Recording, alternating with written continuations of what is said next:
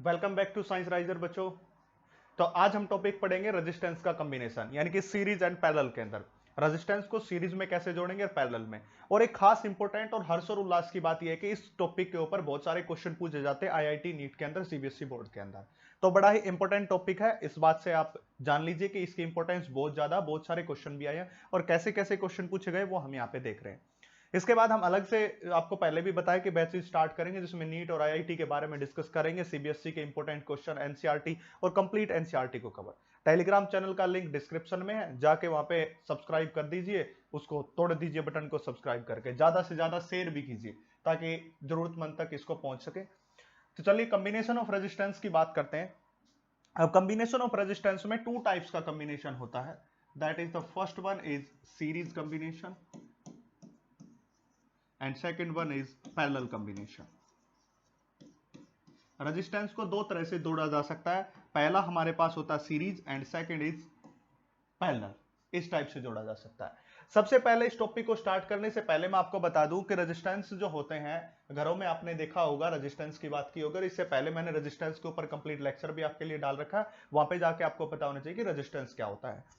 ठीक है। और जनरली आप जो घर में अपने वायर्स देखते हो, कोई भी अपने वायर का देख ले, जो कॉपर का वायर हो या किसी दूसरे चीज का हो, तो हमेशा रेजिस्टेंस का ही काम कर सकता है। अब किसी को नहीं पता तो तुम्हारे घर में फैन होगा, उसको खोलिए, अपना जो है पेचकस लेके और इंस्ट्रूमेंट्स लेके जितने भी खोल के और उसको अंदर से निकाल के देख लीजिए, आपको पता चल जाएगा कि वहां पे वो क्या है, सारे रेजिस्टेंस का काम करता है। ठीक है। तो सीरीज के अंदर और दूसरा पैरेलल के अंदर। तो सबसे पहले हम डिस्कस करने वाले हैं series combination. The first one is series combination, series वाला। तो सीरीज के अंदर क्या होता है, देखिए सपोज कीजिए हमारे पास रेजिस्टेंसेस ले लेंगे हम, एक कंप्लीट वायर ही ले लेते हैं। देखिए सपोज कीजिए कि कंप्लीट वायर है, इस कंप्लीट वायर के अंदर यहां पे एक रेजिस्टेंस, यहां पे एक रेजिस्टेंस, यहां पे एक रेजिस्टेंस, ऐसे हमने लगा दिया गया। ठीक है। अब कलर ऑफ रेजिस्टेंस दूसरा सेलेक्ट कर लेते हैं, that is the resistance first and that is the resistance second and that is the resistance third. इस प्रकार तीन रेजिस्टेंस हो गए। अब तीनों का नाम क्या होगा, the first one is the R1 resistance, second one is the R2 resistance and third one is R3 resistance. ठीक है। और इस पूरे कॉम्बिनेशन को कनेक्ट कर दिया गया है, इस पूरे कॉम्बिनेशन को बैटरी के साथ कनेक्ट कर दिया गया इस प्रकार से। ठीक है।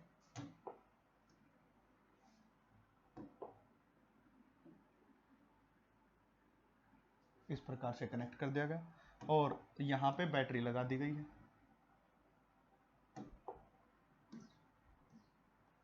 इस तरह से ये पॉजिटिव टर्मिनल, ये नेगेटिव टर्मिनल और V वोल्ट की यहां पे बैटरी लगा दी है। जब यहां पे V वोल्ट की बैटरी लगा दी है तो इससे क्या होगा, यहां से करंट पास होगा, इसमें से क्या जाएगा, करंट जाएगा I अमाउंट में। सपोज कीजिए कि I अमाउंट में करंट है, इस प्रकार से I अमाउंट में करंट वापस आ गया। अब खास बात ये होती है कि जो हमारा सीरीज का कॉम्बिनेशन होता है उसके अंदर करंट सेम रहता है और वोल्टेज डिवाइड रहती है। That is the important factor. अगर ये आपको पता चल गया, इस इंपॉर्टेंस के बारे में पता चल गया और ये आपको पता करना आ गया कि कब सीरीज और कब पैरेलल में है, और ये दो बातें आपको पता चल गई, तो you will get definitely 4 marks questions in the NEET और either in the IIT exams के अंदर। बस आपको ये दो बात इंपॉर्टेंट है इसके अंदर, और कुछ भी नहीं है। सीरीज की जब हम बात करते हैं तो उसके अंदर करंट क्या रहता है, सेम रहता है। जो करंट रहता है वो क्या रहता है, सेम। ये ऑलवेज रिमेंबर दैट, ये कॉर्नर वाली बात याद रखे, सेम। और वोल्टेज क्या होती है, डिवाइड होती है। तो बच्चा पार्टी वोल्टेज क्या होगी, डिवाइड होगी। ठीक है। और करंट क्या रहेगा, सेम। ये बात आपको हमेशा याद रखनी है, जब भी कहीं पे सीरीज और पैरेलल कॉम्बिनेशन की बात आ जाए तो ये बात हमें आपको याद रखनी है। अगर सभी रजिस्टर के अंदर से करंट सेम तो that is resistor in the series. तो रजिस्टर को क्या कहेंगे, resistance is said to be in a series, resistance is said to be in series, said to be in series if all resistance, if all resistance have same current, have same current। अगर सभी resistance के पास क्या हो, same current हो, तो हम उसको क्या कहते हैं, सीरीज में। इसलिए तो कहा करंट हमेशा क्या रहेगा, जो हमारा रहेगा सेम रहेगा। वोल्टेज डिवाइड होगी तो इसके पास V1 वोल्टेज, इसके पास V2 वोल्टेज और इसके पास कितनी हो जाएगी V3 वोल्टेज, इस प्रकार हो जाएगी। ठीक है, अब हमें जब भी इसका रिजल्टेंट फाइंड आउट करना है तो हमें उसी फैक्टर को उठाना है जो डिवाइड हो रहा है, that is total voltage is equal to में V1 प्लस में V2 प्लस में V3, सभी का क्या हो जाएगा भाई समेशन हो जाएगा, सभी का समेशन हो जाएगा V1 plus V2 plus V3, यानी कि टोटल जो वोल्टेज है वो तीनों का समेशन है। अब आपको ओम्स लॉ से पता होगा कि V किसके बराबर होता है, that is V is equal to में I इंटू R के बराबर होता है। तो इसी प्रकार V1 कितना हो जाएगा, करंट तो सब में सेम है, देख सकते हो सभी में सेम है, पहले का resistance R1 that is V2 is equal to में I into R2 and V3 is equal to में I इंटू R3, इस प्रकार हो जाएगा। अगर ये सारी बातें आपके लिए ट्रू है, इन सभी तीनों चारों बातों की वैल्यू मैं इस इक्वेशन में पुट कर देता हूं, तो V की जगह क्या हो जाएगा I इंटू में R, सीरीज में कर रहे हैं इसलिए RS, IRS क्योंकि सीरीज में कर रहे हैं। इसके बाद V1 की वैल्यू हमारे पास कितनी हो जाएगी I into R1 plus V2 की वैल्यू कितनी हो जाएगी I इंटू R2 और V3 की वैल्यू आपके पास हो जाएगी I इंटू R3। अब देखो I यहां से, I यहां से, I यहां से, तीनों जगह से कॉमन, ये इससे क्या हो जाएगा कैंसिल आउट हो जाएगा। सो रेजिस्टेंस सीरीज की बात करते हैं तो that comes out to be R1 plus R2 plus R3, तो ये आपके पास क्या आ गया रिजल्टेंट आ गया। RS इज इक्वल टू में R1 plus R2 plus R3, that is the total resistance, ये क्या हो गया टोटल रेजिस्टेंस हो गया, यानी कि सभी का समेशन करना है। जस्ट आपको जब भी आपके पास रेजिस्टेंस की बात आए तो सभी का क्या करना होगा समेशन करना होगा। अब देखिए अगर यही बात हम किसके ले ले, बहुत सारे रजिस्टर लगा दिए सीरीज में, अभी तक तो हमने 3 ही रेजिस्टेंस फिट किए थे। If large number of register, if n register in series, register in series, अगर n रजिस्टर किस में होंगे सीरीज में होंगे, अगर n रजिस्टर सीरीज में आ गए तो देखिए अब क्या हो जाएगी टोटल रेजिस्टेंस हमारे पास, that is the RS is equal to में R1 plus R2 plus R3, और ऐसे करते करते आप कहां तक पहुंच जाइए n तक पहुंच जाइए, सभी का समेशन कर दीजिए, this is the resultant resistance, ये हो जाएगा। अब खास बात यह है कि जब भी किसी कॉम्बिनेशन को रेजिस्टेंस को सीरीज में जोड़ा जाता है तो हमेशा उस रजिस्टर की वैल्यू बढ़ती है, क्योंकि हमने एक रेजिस्टेंस है 1 ओम, दूसरा 2 ओम, तीसरा 3 ओम, तो ऐड करते गए 1 प्लस 2 3, 3 प्लस 3 6, तो जैसे जैसे हमने रेजिस्टेंस को ऐड किया है तो हमेशा सीरीज कॉम्बिनेशन में रेजिस्टेंस की वैल्यू बढ़ती है, पैरेलल में घटेगी सीरीज में बढ़ेगी, जैसे ही जिसको भी आप कॉम्बिनेशन में ऐड करो, क्योंकि डायरेक्ट एडिशन यहां पे लिया जा रहा है इसलिए हमेशा सीरीज कॉम्बिनेशन में वैल्यू क्या होती है बढ़ती है, ऑलवेज रिमेंबर दैट, ये हो जाएगा। तो this is the series combination and next one is parallel combination, कोई बड़ी बात नहीं है, ये आप पढ़ के भी आते हो। तो पैरेलल कॉम्बिनेशन सेकंड हो जाएगा पैरेलल वाला, पहला सीरीज वाला लिया था, दूसरा पैरेलल का, देखिए पैरेलल का ले लेते हैं। अब सपोज कीजिए कि that is the first one, ये हो गया आपके पास सेकंड और ये हो गया आपके पास थर्ड, ठीक है, और इस पॉइंट से इनके कॉम्बिनेशन को हमने कनेक्ट कर दिया इस प्रकार से। इसी प्रकार एक पॉइंट यहां पे ले लीजिए जिससे कनेक्ट हो जाएगा,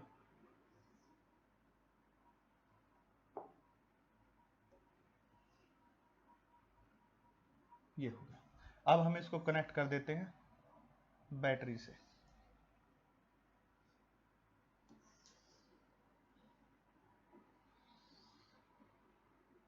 इस प्रकार से, ठीक है। यहां पे हमने क्या लगा दी बैटरी लगा दी है, ये वाली positive terminal negative terminal V volt की बैटरी हमने यहाँ पे लगा दी है। अब हम यहाँ पे क्या लगा देते हैं रेजिस्टेंस लगा लेते हैं, एक रेजिस्टेंस, दूसरा रेजिस्टेंस, तीसरा रेजिस्टेंस, और रेजिस्टेंस कर लेते हैं अलग कलर के select, that is the first one, second one and third one, ठीक है। ये तीनों आपके पास रेजिस्टेंस हो जाएंगे। अब ये तीनों रेजिस्टेंस आपको दिखाई दे रहे हैं,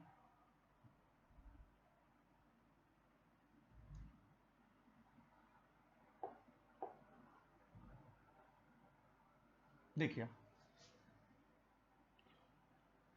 ये रेजिस्टेंस हो जाएगा R1, ये रेजिस्टेंस हो जाएगा R2 और ये रेजिस्टेंस हो जाएगा R3 हमारे पास। यहां से I अमाउंट में करंट चला, आपको दिखाई दे रहा होगा, यहां से कितने अमाउंट में करंट चला I अमाउंट में, यहां से I अमाउंट में करंट चला, यहाँ पे I अमाउंट में करंट गया। अब I को 3 रास्ते दिखाई दे रहे, एक ये रास्ता, एक ये रास्ता, एक ये रास्ता। इसमें से करंट गया I1, इसमें से करंट गया I2 और इसमें से करंट गया I3। अब यहाँ पे कौन पहुंचा, यहां से आके कौन सा करंट पहुंचा, I1, यहाँ पे पहुंचा I2 और यहाँ पे पहुंचा I3 और फिर तीनों मिल गए वापस, यहाँ पे आके फिर से तीनों मिल गए और फिर से क्या बना दिया, करंट बना दिया। आपके करंट का डिस्ट्रीब्यूशन तभी सही होगा जब आप जितना करंट बैटरी को दे रहे हो उतना ही करंट वापस आ गया। देखिए आपको यहाँ पे देखने को मिलेगा, मैंने यहां से आई करंट छोड़ा था, उसको 3 पार्ट में तोड़ा, वापस तीनों पार्ट मिलकर फिर से आई करंट को मिला दिया। तो आपका जो आंसर होगा, जो आपका डिस्ट्रीब्यूशन होगा करंट का, वो बिल्कुल परफेक्ट होगा। ये बात आप याद रखिए। अगर आपके साथ ऐसा सब कुछ बन गया है, अब की बार क्या होता है कि इनके पास करंट अलग अलग है, वोल्टेज सेम रहती है, इसके पास VV, इसके पास VV। इसका मतलब क्या कहेंगे, जब हम बात करते हैं पैरेलल कॉम्बिनेशन की, तो इसमें जो करंट होगा वो क्या होगा, डिवाइड, बिल्कुल उल्टा। करंट क्या होगा, डिवाइड। सीरीज के बिल्कुल उल्टा होता, वहां पे करंट सेम रहता था और वोल्टेज क्या हो जाएगी, डिवाइड हो जाएगी। वोल्टेज रहेगी सेम, सॉरी वोल्टेज क्या रहेगी, सेम रहेगी और करंट क्या होगा, डिवाइड होगा, बिल्कुल उसका उल्टा चल रहा है। ये बात याद रखें। अब क्या कहेंगे, if all register have a same potential और is then they are called in parallel. Register को पैरेलल में कब कहेंगे, जब सभी रजिस्टर के पास सेम पोटेंशियल होगा, सेम पोटेंशियल डिफरेंस होगा। If all register have a same potential difference then they are in the parallel, तब वो किसके अंदर हो जाएंगे, पैरेलल के अंदर। तो ये हमारे पास होगा नेक्स्ट। अब देखिए कैसे करते हैं, वही डिवाइडिंग वाला पार्ट, मैंने हमेशा बोला डिवाइडिंग वाला पार्ट उठाएंगे, तो उठा लीजिए। देखिए I current is equal to में total current I1 plus I2 plus I3, ऐसे हो गया। बिल्कुल सिंपल, बिल्कुल इजी हो जाएगी आपके लिए, फिजिक्स इतनी इजी कर दूंगा, बस आप कंप्लीट वीडियो के साथ बने तो रहिए, बिल्कुल इजी हो जाएगी फिजिक्स। I1 I2 I3। अब ओम्स लॉ से I की वैल्यू किसके बराबर होती है, that is the V by में R के बराबर। अब I1 की वैल्यू निकालूंगा तो दैट इज V बाय में R1, क्योंकि वोल्टेज तो सेम है, वोल्टेज V है, रेजिस्टेंस R1 है। इसी प्रकार मैं I2 की वैल्यू निकालूंगा तो दैट इज V बाय में R2 और I3 की वैल्यू निकालूंगा तो दैट इज V बाय में R3 के बराबर होगा। इस प्रकार हो जाएगा। अब इन सब की वैल्यू उठा के इसके अंदर पुट करनी है, देखिए इक्वेशन, इस इक्वेशन में पुट करनी है, तो that is V divided by में R इन पैरेलल, RP लिख दिया क्योंकि पैरेलल में कर रहे हैं। I1 की वैल्यू V बाय में R1 प्लस I2 की वैल्यू V बाय में R2 प्लस I3 की वैल्यू V बाय में R3। इस प्रकार होगा। हर जगह से वोल्टेज कॉमन लेके इसको कैंसिल आउट कर दिया, जैसे ही इसको कैंसिल आउट किया we get 1 upon RP is equal to 1 upon R1 plus 1 upon R2 plus 1 upon R3। ये क्या कौन आ गया, पैरेलल का कॉम्बिनेशन आ गया है ये, this is the parallel combination. और इससे पहले वाला कौन सा किया था, सीरीज का, अब किसका किया, पैरेलल का कॉम्बिनेशन। तो this is for parallel combination. और याद क्या रखना हमें, दिस कॉर्नर वाली बात, ये कॉर्नर वाली बात याद रखनी कि करंट डिवाइड और वोल्टेज सेम फॉर पैरेलल, और उसके लिए बिल्कुल क्या था, उल्टा। और ऐसे कॉम्बिनेशन अगर बहुत सारे सेल यहाँ पे होते, 1 2 3 ना होकर के बहुत सारे सेल यहाँ पे होते, तो हम कैसे करते, 1 अपॉन में RP is equal to 1 upon R1 plus 1 upon R2 plus 1 upon R3, और ऐसे करते करते हम कहां तक पहुंच जाते, n रेजिस्टेंस तक, क्योंकि n रेजिस्टेंस हमने किस में लगाए हैं, पैरेलल में लगाए हैं, तो n रेजिस्टेंस तक ऐसे पहुंच जाते। तो बिल्कुल सिंपल सी बात है, ऐसे आप इसको सोल्व कर सकते हो। बेसिक बात आती है इसके न्यूमेरिकल कैसे सोल्व करनी, ये चीजें तो आसान है, डेरिवेशन कई बार आ जाता है, बिल्कुल इजी सिंपल, बिल्कुल सिंपल बात है। ये हो गया 2 बातें। अब करते हैं इसके अंदर नेक्स्ट कलर कोडिंग के बारे में। ये 2 बातें आप याद रखिए, बस ज्यादा बड़ी हम इस वीडियो को भी नहीं करेंगे, और क्योंकि इजी सा टॉपिक है इसलिए। नेक्स्ट बात करते हैं हम कलर कोडिंग। इसी के अंदर कलर कोडिंग का मतलब क्या होता है, देखिए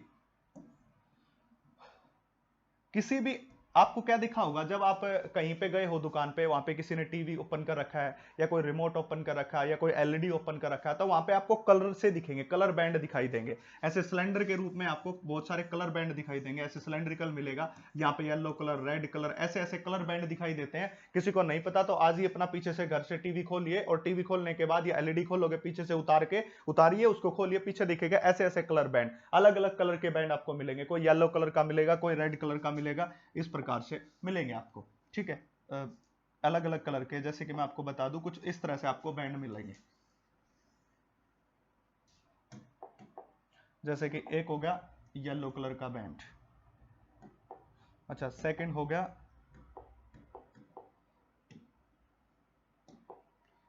रेड कलर ये इस रेड कलर का बैंड, और एक हो गया व्हाइट कलर का बैंड इस प्रकार, और एक फोर्थ बैंड और होता है यहाँ पे। इस प्रकार बैंड मिलेंगे अलग अलग कलर के। तो कलर कोडिंग का बेसिक पर्पज यहाँ पे क्या है, क्यों हम उसको पढ़ रहे हैं? बेसिक पर्पज है अननोन रेजिस्टेंस को फाइंड आउट करना विद इट्स टॉलरेंस पावर।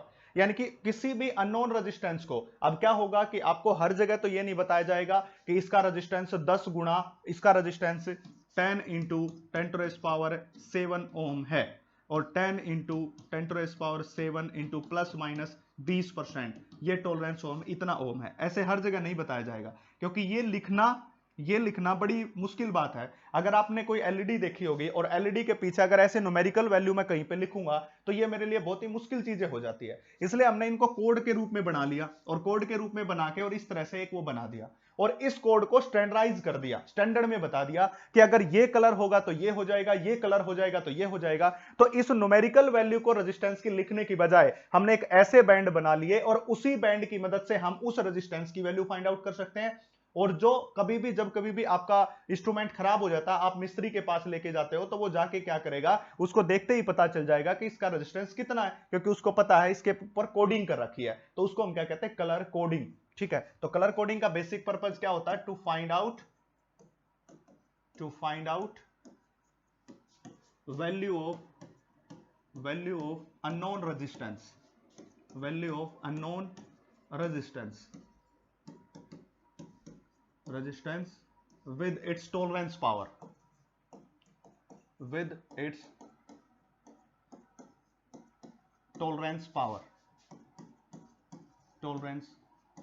उसके साथ। अब कैसे टॉलरेंस पावर के साथ, इसको जरा समझते हैं थोड़ा सा कलर कोडिंग के अंदर। ठीक है, कलर कोडिंग के अंदर देखिए, कलर कोडिंग में इस तरह से आपको दिखाई देगा, इस तरह से आपको पता चलेगा। ये कलर होते हैं black, brown, red, orange, yellow, green, blue, violet, grey, white, gold and silver. ठीक है, अब इसको ऐसे याद नहीं रख सकते हम, इसको याद रखने के लिए एक मेथड अपना लिया गया, और उस मेथड को हमने क्या कहा, देखिए उसको कहा B Roy of Great Britain had very good wife. ये रहा बी रॉय, बी का मतलब ब्लैक, ब्राउन, और आर का मतलब रेड, रॉय में ओ का मतलब ऑरेंज, वाई का मतलब येलो, ग्रेट का मतलब ग्रीन, एंड ब्रिटेन का मतलब ब्लू, एंड वेरी का मतलब वॉयलेट, एंड गुड का मतलब ग्रे, एंड वाइफ का डब्लू का मतलब व्हाइट, और वीरिंग ए गोल्ड और सिल्वर। ठीक है, तो जब हम इसको याद करना होता है तो हम ऐसे याद करते हैं कि B Roy of Great Britain very good wife wearing gold silver necklace, ऐसे। और कई बुक्स में मिलेगा B Roy of a Great Britain had very good wife. ठीक है, हैड वेरी गुड वाइफ। ठीक है, इस प्रकार हो जाएगा। तो ये हमने याद कर लिया, इसको याद रखना पड़ेगा इस तरफ से, B Roy of Great Britain had very good wife wearing gold silver necklace, gold और सिल्वर के नेकलेस जिसने पहने हुए हैं, ऐसे। अब एक खास बात यहाँ पे, दो बातें यहाँ पे इंपॉर्टेंट है। पहले तो ये नंबरिंग 0 से स्टार्ट हो रही है, बच्चे क्या करते हैं, इसको 0 से स्टार्ट न करके 1 से स्टार्ट कर देते हैं और यहाँ पे 10 तक पहुंच जाते हैं, जो कि गलत है। हमेशा नंबरिंग किससे स्टार्ट होगी, 0 से। और दूसरी खास बात क्या है, दूसरी खास बात यह है कि सबसे, अब B3 आगे, एक ब्लैक के लिए, एक ब्राउन के लिए, एक ब्लू के लिए। ठीक है, एक ब्लू के लिए। अब हमें कैसे पता चलेगा कि ब्लैक, ब्राउन और कहां पे लेना है? तो सबसे पहले यह बात याद रखिए कि जो ब्लैक कलर है, इस पूरे कलर कोड को नजर ना लगे, इसलिए सबसे पहले हमने ऊपर ब्लैक काला टिक्का लगा दिया। ऐसा कहते हैं नजर ना लगे तो काला टिक्का लगा दो, ऐसे। तो इसी प्रकार ब्लैक कलर ऊपर लिया ताकि इसको नजर ना लगे, इसके ऊपर हमने काला टिक्का लगा दिया कलर कोडिंग के ऊपर। तो सबसे पहले क्या ले लिया, ब्लैक। तो याद रखें जब भी यह बात आए। दूसरा ब्राउन, क्योंकि ब्लैक से मिलता जुलता है ब्राउन, हमने थोड़ा अफेक्टिव बनाने के लिए ब्लैक को, ताकि हमें ज्यादा नजर ना लगे, आजकल नजर लगा देते हैं ना, इसलिए उससे बचाने के लिए हमने ब्राउन ले लिया। और फिर आ जाएगा ब्लू तीसरे नंबर पे, पता ही चल गया। इसी प्रकार ग्रीन और ग्रे के बारे में भी आपको याद रखना है। अब ये कलर कोडिंग ऊपर बिल्कुल ब्लैक कर दिया, अब ब्लैक करने के बाद थोड़ा सा भद्दा तो लगेगा, तो उसको थोड़ा ग्रीन कर देते हैं, ताकि हरियाली टाइप कर देते हैं, देखने वाले अट्रैक्टिव हो जाए, इसलिए पहले ग्रीन बाद में ग्रे। ठीक है, बी का मतलब 0, दूसरे बी का 0 से स्टार्ट होके 9 तक। ठीक है, अब ये गोल्ड और सिल्वर क्या है, ये बताते हैं टॉलरेंस पावर। टॉलरेंस पावर का मतलब ये होता है कि एक रेजिस्टेंस कितना ज्यादा टॉलरेट कर सकता है। ठीक है, कितना ज्यादा टॉलरेट कर सकता है, ये बात हमें बताती है। मतलब क्या है कि अगर हमारे पास कोई रेजिस्टेंस है 10 इंटू 10⁻⁶ ओहम, इतना रेजिस्टेंस है, अगर इसका रेजिस्टेंस प्लस माइनस 5% और बढ़ा दिया जाए तो भी कोई फर्क नहीं पड़ेगा, या प्लस माइनस 10% बढ़ा दिया जाए तो भी कोई फर्क नहीं पड़ना, या प्लस माइनस 20% बढ़ा दिया जाए तो भी कोई फर्क नहीं पड़ना। सीधी सी बात यह है कि एक इंसान है, मैं उसको कहता हूं कि भाई ये आदमी नीचे वाली मंजिल से दूसरी मंजिल के ऊपर 10 ईंट उठा के लेके जा सकता है, ठीक है। फिर मैं क्या करता हूं, उसको केवल 8 ईंट देता हूं और मैं अपने ऊपर एक मार्जिन रख लेता हूं कि कभी अगर मुझे ज्यादा समस्या हुई, मैं उसको केवल कहता हूं कि तू 8 ईंट ही लेके जाएगा, 8 ब्रिक्स लेके आ जाएगा। अब मैंने कितने की टॉलरेंट पावर रख ली उसकी, प्लस माइनस 2% की रख ली। अब मैं 8 से 10 कर दूंगा तब भी लेके जा सकता, क्योंकि मुझे पता है कि उसकी कैपेसिटी 10 है। अगर मैं रोज उससे हर पूरे दिन 10-10 ईंटें उससे पहुंचवाऊंगा तो अपनी कैपेसिटी के अकॉर्डिंग काम कर रहा, वो जल्दी थक जाएगा क्योंकि उसकी टोटल कैपेसिटी मैंने यूज कर ली। तो मैं करता क्या हूं, मैं उससे 8 ही ब्रिक्स लेकर निचली मंजिल से ऊपरली तक पहुंचाता, कहता हूं तू 8 ही लेके जा। अगर इमरजेंसी कभी आई, मुझे ज्यादा ब्रिक्स की जरूरत पड़ी, तो मैं आप पे 2% और बढ़ा सकता हूं, इनकी 2 ईंटें और बढ़ा सकता हूं, तो प्लस माइनस 2। तो मैंने मार्जिन पहले ही रख लिया है। अगर मैं 10 की 10 रोज पहुंचाऊंगा तो उसको प्रॉब्लम होगी, वो थक जाएगा, वो काम नहीं करेगा। मैं उसे 8 ही देता हूं, अगर कभी समस्या हुई तो मैं 2% को बढ़ा सकता हूं या कम कर सकता हूं या ज्यादा। तो ये बात होती है। इसी प्रकार इतना रेजिस्टेंस तो है, और कभी भी मुसीबत आई 5% बढ़ा भी दोगे तो भी कोई फर्क नहीं पड़ेगा, और घटा भी दोगे तो भी कोई फर्क नहीं पड़ेगा। ये डिपेंड करता कलर के ऊपर। अगर आपने गोल्ड का कलर लिया है, गोल्ड का कलर लिया तो 5% टॉलरेंस पावर, सिल्वर का कलर लिया तो 10% टॉलरेंस पावर, और कोई भी कलर नहीं है तो 20% टॉलरेंस पावर, ठीक है। अब ये बातें थोड़ी आपको कम अभी समझ आएंगी, ये समझ में कब आएंगी वो मैं आपको बता देता हूं। देखिए ये टॉलरेंस। अब इसके बाद बात करते हैं, एक बैंड की ले लेते हैं, एक क्वेश्चन ले लेते हैं। अब सपोज कीजिए हमारे पास ये हमने बैंड ले लिया, इस बैंड में अलग अलग कलर ले लेते हैं। सपोज कीजिए एक तो ब्लैक की ले लेता हूं, the first one is black, ये पहला ब्लैक कलर हो गया, और दूसरा हो गया yellow, second colour is yellow, और थर्ड कलर ले लेते हैं हम व्हाइट, थर्ड इज व्हाइट, और फोर्थ में कोई कलर नहीं लेते, फोर्थ में कोई कलर नहीं लेते। ये कौन हो गया ब्लैक, ये कौन हो गया येलो, और ये कलर कौन हो गया व्हाइट, और फोर्थ में यहां पे नो कलर, कोई भी कलर नहीं लिया, नो कलर। अब समझ में आ जाएगा 100%, वहां पे कम समझ में आएगा मुझे पता है, इतना ज्यादा समझ नहीं होगा। देखिए सबसे पहले ब्लैक कलर है वो हमेशा सिग्निफिकेंट फिगर देता, पहली वैल्यू देता है। येलो कलर है ये दूसरा सिग्निफिकेंट फिगर देगा। व्हाइट कलर पावर देगा, 10 की पावर प्रोवाइड करेगा। नो कलर टॉलरेंस पावर देगा। तो ये क्या देगा first significant figure, first significant figure, और ये कौन देगा सेकंड सिग्निफिकेंट फिगर, ठीक है। और थर्ड क्या देगा पावर, पावर प्रोवाइड करेगा। और फोर्थ कौन देगा टॉलरेंस पावर, टॉलरेंस पावर कितना वो टॉलरेट कर सकता है ये बात देखेगा, ठीक है। अब सबसे पहले ब्लैक की बात करते हैं। देखिए ब्लैक की नंबरिंग कहां आती है, ब्लैक की नंबरिंग आती है 0 पे। ब्लैक की नंबरिंग किस पे आती है 0 पे। तो ब्लैक के लिए हमने क्या लिया फर्स्ट सिग्निफिकेंट फिगर 0, इसके लिए 0 होगा। दूसरा कलर है येलो। अब येलो की देखिए कहां पे आती है, येलो ये रहा 4 पे, 1 0 1 2 3 4 पे आ गया। अब येलो किस पे आया 4 पे, तो सेकंड सिग्निफिकेंट फिगर देगा 4।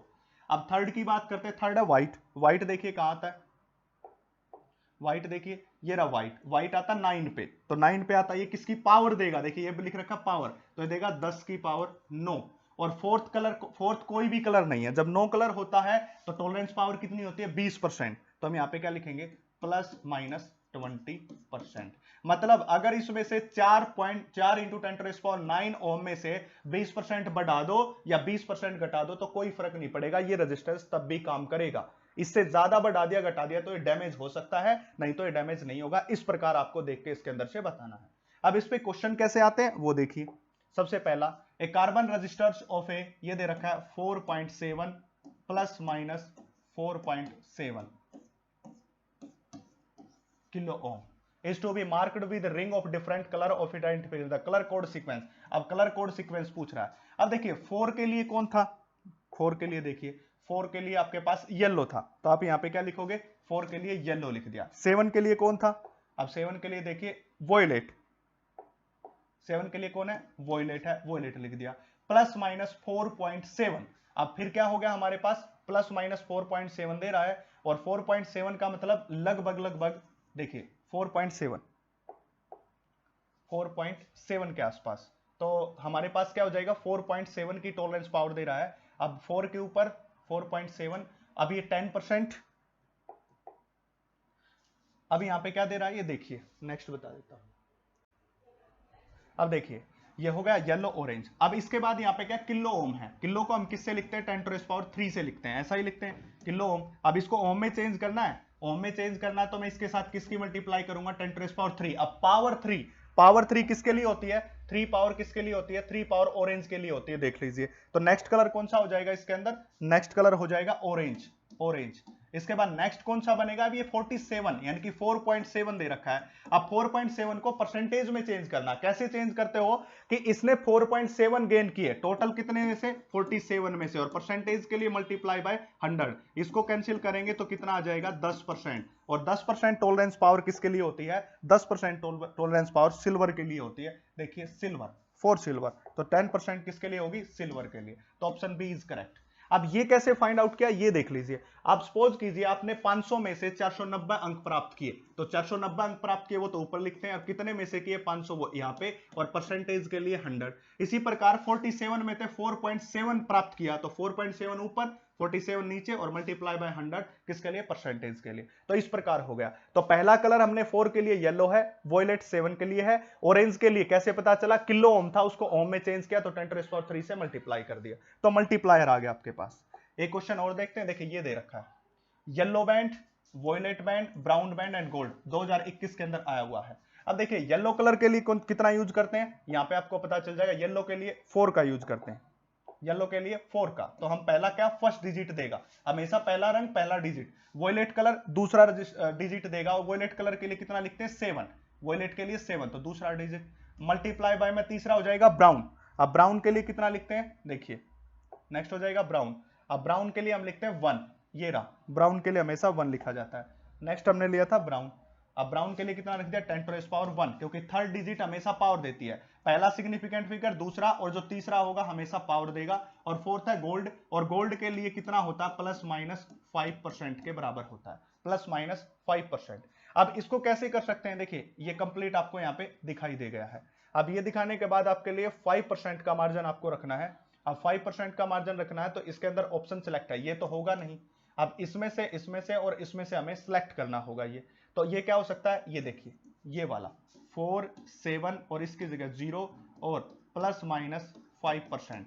अब इस चीज को इसने ऐसे नहीं लिखा है, इस चीज को इसने ऐसे नहीं लिखा, इसने सिंपल बनाया है।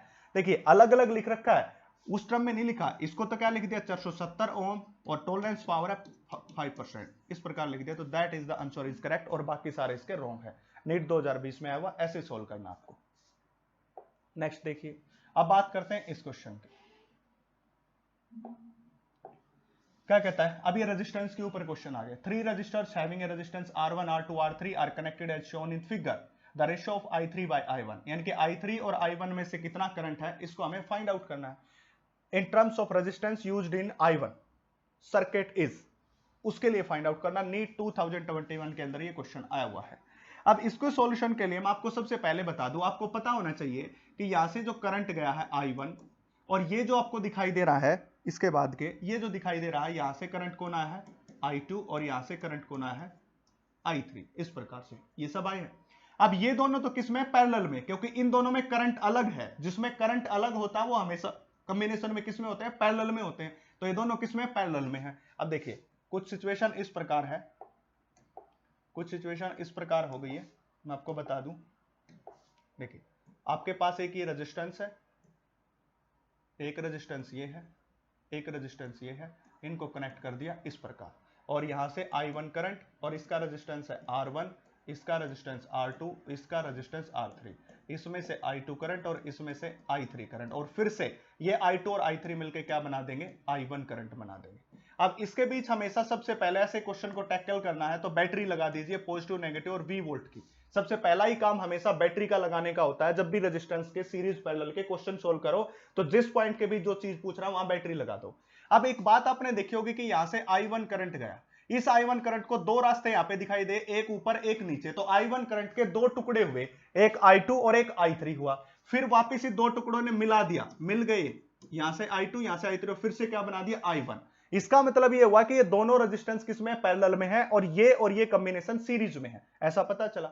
अब मैं इसका टोटल रेजिस्टेंस अगर फाइंड आउट करना चाहूं तो पहले इन दोनों को पैरेलल में जोड़ूंगा, पैरेलल में जोड़ूंगा तो क्या हो जाएगा 1/R2 plus 1/R3 is equal to 1 में R। इन दोनों का कॉम्बिनेशन लिया हमने, ये रहा, तो कितना हो जाएगा R2 R3 LCM that is R3 plus R2 is equal to 1/R। ये हो गया। अब इसका आंसर क्या आएगा देखिए, R निकालूंगा तो कितना हो जाएगा R2 R3 डिवाइडेड बाय में R3 प्लस R2। ये सबको पता होगा कि पैरेलल कॉम्बिनेशन में हमेशा 1 बाय 1 करके हमें ऐड करना होता है। ये आ गया। अब क्या है, इसमें डायग्राम को, इस वाले डायग्राम को कुछ इस तरह से बना सकता हूं, that is the resistance and that is the resistance R, और ये रेजिस्टेंस हो गया R1, ये वाला R यहां पे आ गया, यहां से करंट हमारा I1 गया था, पूरे सर्किट में से करंट चलेगा I1, और बाहर से हमने क्या कनेक्ट कर रखी है, बैटरी। इस प्रकार ये बैटरी कनेक्ट कर दी। अब बैटरी कनेक्ट करने के बाद अब टोटल रेजिस्टेंस कितना हो जाएगा, इन दोनों को मिला के, अब दोनों सीरीज में है, अब सीरीज में रेजिस्टेंस कितना हो जाएगा इनका, that is R1 plus R is equal to total resistance R, capital R। अब ये वैल्यू रही, दोनों को कीजिए R1 प्लस इसकी वैल्यू हमारे पास कितनी है R2 R3 डिवाइडेड बाय में R3 प्लस R2, इसके बराबर हो गया। अब एलसीएम हमने लेना है, यहाँ पे एलसीएम लेंगे हम, इसको फर्दर हम सिंप्लीफाई करने के लिए डायरेक्ट R ही रख लेते हैं एक बार, उसको बाद में सिंप्लीफाई कर लेंगे। ये आ गया, ठीक है, ये R आ गया। अब यहाँ पे V वोल्ट की बैटरी लगाई तो वोल्टेज कितनी होगी, वोल्टेज इज इक्वल टू में I1 इंटू में R, that is the I1 is equal to V by R के बराबर। ये हो गया, दैट इज V बाय में R1 प्लस R। ये हमारे पास कौन आ गया, I1 की वैल्यू आ गई। I1 करंट हमने निकाल लिया। अब I1 करंट यहां पे भी है, I1 करंट यहां पे भी है। अब I1 करंट यहां पे, तो यहां पे वोल्टेज कितनी होगी, V इज इक्वल टू में I1 इंटू में R, this is the voltage. ये हो जाएगी, क्योंकि वोल्टेज का फार्मूला क्या होता है I1 इंटू R, तो इसके across voltage I1 into R, और इसके अक्रॉस वोल्टेज कितनी I1 इंटू R1, इतनी होगी। अब दोनों के अक्रॉस वोल्टेज आ गई। अब इसके अक्रॉस वोल्टेज हमारे पास आ गई है, इसको समझना पड़ेगा थोड़ा सा, क्योंकि नीट का क्वेश्चन आप इतना इजी भी मत समझिए। अब मैं इसको थोड़ा छोटा कर लेता हूं श्रिंक, ताकि सारी बातें आपको पता चल जाए। ये कर लिया हमने इस तरफ से, एक साथ ले लेंगे सबको। अब हमारे पास ये आ गया, और हमारे पास ये बात आ गई दो, V इज इक्वल टू में I1 R1। अब देखिए वोल्टेज है, वोल्टेज पैरेलल में हमेशा क्या रहती है, सेम रहती है। इसके पास भी यही वोल्टेज, ये वाले इसको V1 कह दिया, इसको V2 वोल्टेज कह दिया, तो ये इसके पास भी वोल्टेज V2, सॉरी इसके पास भी वोल्टेज V2 और इसके पास भी वोल्टेज V2, दोनों के पास वोल्टेज होगी। अब वोल्टेज का फार्मूला फिर से V2 इज इक्वल टू में that is I3 into R3, ये हो जाएगा। मैंने क्या किया है, मैंने ऐसे किया, फिर से समझा देता हूं। सबसे पहले इन दोनों रेजिस्टेंस को जोड़ लिया और इसका हमने ये कॉम्बिनेशन बना लिया। अब मुझे पता है कि I1 करंट पूरे में से जाएगा, क्योंकि सीरीज में करंट सेम रहता है, करंट सेम रहता है, तो मैंने यहां से I1 की वैल्यू निकाल ली, किससे, V वोल्टेज, और R1 plus R total resistance हो गया, इसका फायदा उठा के I1 ले लिया। अब इसके बाद मुझे पता है कि अगर इस रेजिस्टेंस के अक्रॉस I1 करंट है और R रेजिस्टेंस है, तो इसकी वोल्टेज कितनी हो जाएगी, I1 इंटू R। ये हो गया, ये कॉम्बिनेशन ये है, ये वाला कॉम्बिनेशन ये है। अब मुझे पता है कि वोल्टेज पैरेलल में सेम रहती है, अभी भी बताया सीरीज पैरेलल का आपको पता होना चाहिए, वोल्टेज पैरेलल में सेम है, तो इसके अक्रॉस जो वोल्टेज होगी वही इसके अक्रॉस होगी, और इसके अक्रॉस तो कौन आई थी, V2 वोल्टेज, जो कि होगी इस प्रकार, ये होगी। अब मुझे यहां से निकालना I3 करंट को, हमें किसको निकालना है, I3 करंट को, तो I3 current is equal to V2 divided by में R3 के बराबर होगा। अब V2 की वैल्यू कितनी है, I1 into R, that is I3 is equal to में I1 इंटू में R डिवाइडेड बाय में R3 के बराबर। अब हमारे पास दोनों वैल्यू आ गई, हमें क्या निकालना है, हमें निकालना I1। अब इसके बाद और कुछ करने की जरूरत ही नहीं है। देखिए अब हमें क्या निकालना था, हमें निकालना था I3 बाय I1। अब देखिए ऊपर है I3, इसके नीचे ये कौन आ जाएगा, I1 आ जाएगा, इज इक्वल टू में R अपॉन में R3। ये हो गया, ठीक है। अब R की वैल्यू कहां से निकाली, ये रही R की वैल्यू, रख दीजिए, that is the I3 divided by में I1 इज इक्वल टू में R की वैल्यू ये निकाल रखी, देखिए ये है R2 R3 डिवाइडेड बाय में R3 प्लस R2, और इसके साथ कौन हो गया, R3 हो गया। R3 से R3 cancel, the result comes out to be R2 divided by में R2 प्लस R3, इस प्रकार हो जाएगा। R2 divided bye R2 plus R3, ये सी वाला option, R2 divided bye R2 plus R3 के बराबर। तो दिस इज द आंसर। बिल्कुल सिंपल सी बात है, ऐसे ही आपको सोल्व करना है, इस ट्रेजरी को आपको अपनाना है, उसके बाद आप इसको सोल्व कर दोगे जल्द से जल्द। हमेशा इसी को अपनाओगे तो फायदे में रहेगा, क्योंकि किसी दूसरी ट्रेजरी को अपनाया तो आप उसमें पजल हो जाओगे। ये एक सेफ मेथड है और नीट 2021 के अंदर ये आया हुआ है। चलिए नेक्स्ट क्वेश्चन की बात करते हैं। मैं इसको क्लियर कर देता हूं, क्योंकि इसके बाद ये क्वेश्चन आपको बता दिया गया है और आपको दोबारा देखना है तो आप इससे बैक प्ले कीजिए और देख लीजिए।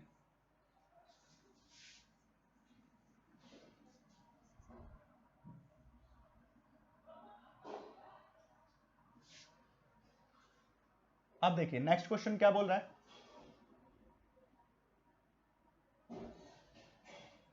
ये आगे नेक्स्ट क्वेश्चन।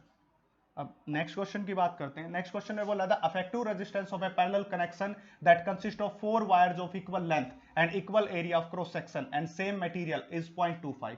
यानी कि आपके पास आर इक्विवेलेंट की वैल्यू कितनी दे रखी है, 0.25 ओहम। इसका कहने का मतलब यह है कि आपको 4 रेजिस्टेंस दिए गए हैं जिनका same length, same area of cross section, same material से बने हुए हैं। मतलब आर किसके बराबर होता है, रो एल बाय ए। अगर इन सभी का, अब एक बात आपको सोचनी पड़ेगी, सभी का रो सेम है, एल सेम है, ए सेम है, तो सभी की रेजिस्टेंस की वैल्यू भी क्या होगी, इक्वल। यानी कि R1 की वैल्यू R2 के बराबर, R3 के बराबर, R4 के बराबर और सब की वैल्यू किसके बराबर, R के बराबर। और सभी को किस में कनेक्ट किया है, ये बात यहां से आ गई। इनका मतलब ये है, अब सभी को किस में कनेक्ट कर रखा है, इक्वल पैरेलल कनेक्शन के अंदर।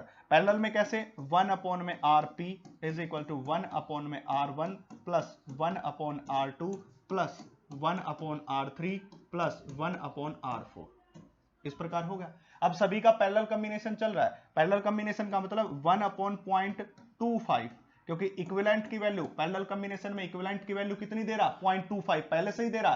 कहता है कि जब 4 को पैरेलल में कनेक्ट कर दिया गया तो टोटल रेजिस्टेंस 0.25 है, तो ये आ गई 0.25 इज इक्वल टू में सभी की वैल्यू इक्वल है, R के बराबर है, तो 1 अपॉन में R plus 1 upon R plus 1 upon R plus 1 upon R हो गया।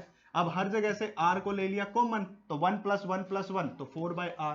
अगर मैं इसकी क्रॉस मल्टीप्लाई करूं तो that is 4 by R is equal to 1 upon 0.25, तो R कितना हो जाएगा, 4 मल्टीप्लाई बाय में 0.25 दैट इज द 1 ओहम। ये हो गया, इसके बराबर आ गया।